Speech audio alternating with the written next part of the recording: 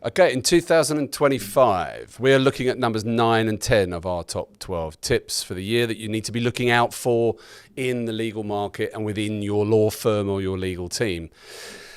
9 and 10, remote working and training. These are two areas that no one's got right yet, let's be honest. We've moved away from everybody working completely remotely, or we are in the law.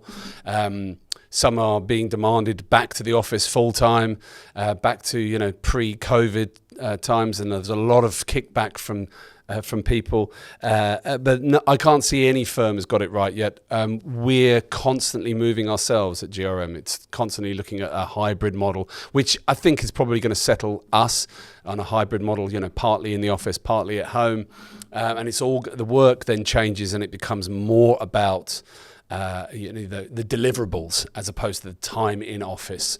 But it's something that I think law firms especially are still battling with, not just in South Africa here, but across the continent of Africa. Law firms really just aren't sure yet. And it really depends on, there's no hard and fast rule, but it's something that's going to have to get sorted in 2025 is that balance between remote working and being back in the office, which also lends itself to number 10, which is about training. We've had so many conversations with senior and mid-level and junior lawyers recently who've all admitted missing out on training and that one-on-one time, or the things you pick up when you're in the office, when you might be in a meeting room or whatever it might be. Just remember that whilst the flexibility of working from home is great, and maybe having part in the office is the dream, but you're really missing out on a lot of subtle training as well as formal training.